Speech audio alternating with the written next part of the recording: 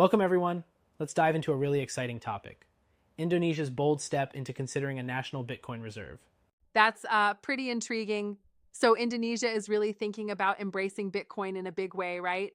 Exactly. They've even pitched the idea to the vice president's office, discussing how Bitcoin mining could be a national reserve strategy. Mm, It's like, you know, using the country's natural resources in this um, innovative way. right. Especially considering Indonesia's abundant hydroelectric and geothermal energy. That's a game changer for powering Bitcoin mining. Absolutely. And think about it: Indonesia's fourth most populous nation and a thriving economy with a 1.4 trillion GDP. They're not just playing around here. Yeah, sure. I mean, when you have that many people and significant economic power, harnessing Bitcoin as a reserve asset could really fuel long term growth.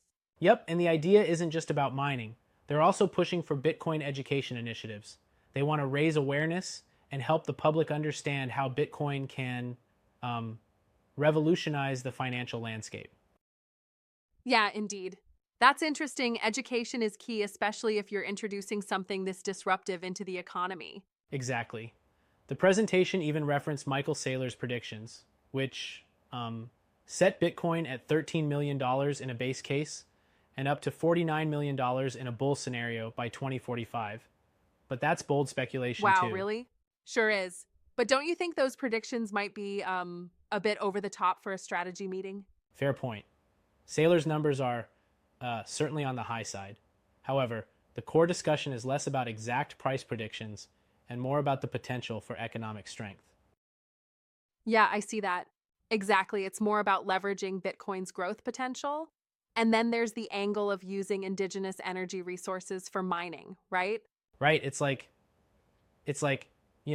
creating an energy efficient Bitcoin mining ecosystem. Indonesia could um, uniquely position itself using its hydroelectric and geothermal assets to cut operational costs and create jobs, similar to other countries that have already embraced this Makes strategy. sense. But I've also heard there are some trade offs. For instance, Indonesia has already increased taxes on crypto trading and mining. How does that factor into the mix? Yes, that's an important nuance.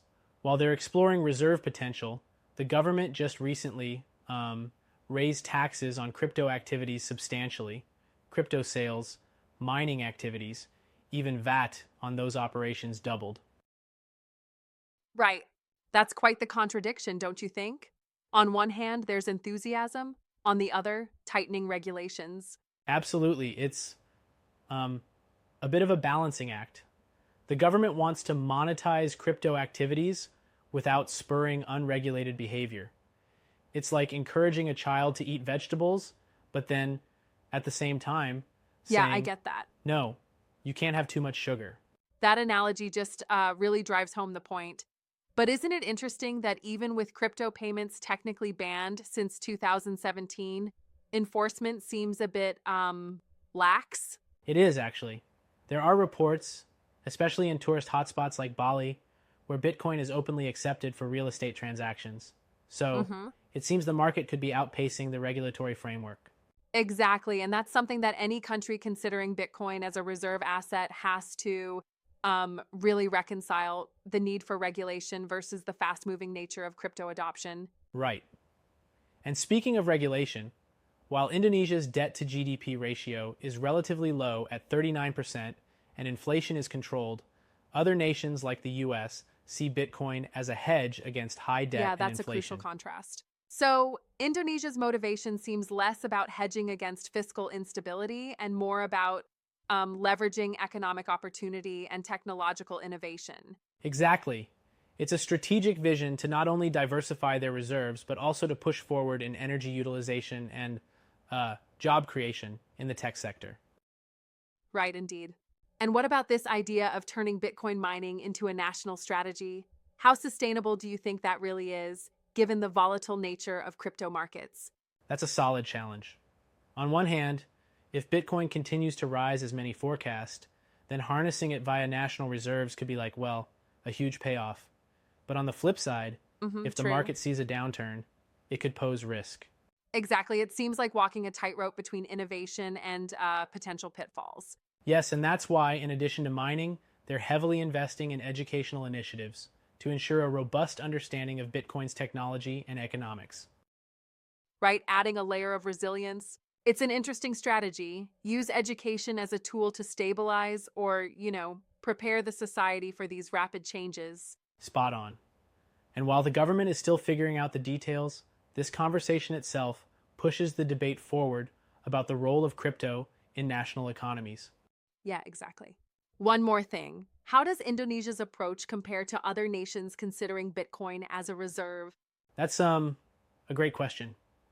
Nations like the US are looking at Bitcoin to hedge against inflation and fiscal pressures, whereas Indonesia, with its controlled inflation and lower debt, is more about Interestingly economic different growth indeed. and tech innovation. Yeah, it's like they're on a different mission entirely, one aimed at structural economic transformation. Exactly. And I mean, if you think about it, it's a mix of financial ambition and technological optimism. A pretty bold vision that could alter how nations view reserves. Absolutely. It sounds like Indonesia is trying to position itself as a forward thinking power in the crypto space despite some regulatory challenges. Definitely. And let's not forget, by leveraging natural resources for mining and enhancing public education, they're effectively integrating multiple facets of growth. Yeah, integrated strategy. But do you think there's a risk that the regulatory increases, like those tax hikes, might dampen the momentum of this crypto enthusiasm? That's a valid concern. While the taxes might slow down some activity, they might also push the industry towards more institutionalized practices. It's like tightening the rules in a game.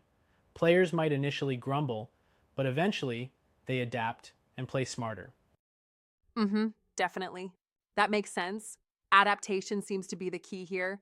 So overall, Indonesia's exploration of Bitcoin as a reserve asset is both groundbreaking and complex. Absolutely. It's a multidimensional approach, balancing economic growth, energy potential, and educational outreach. The coming years will be fascinating to watch as these strategies unfold. Absolutely. Can't wait to see what happens. Thanks for this deep dive. It's been really thought provoking.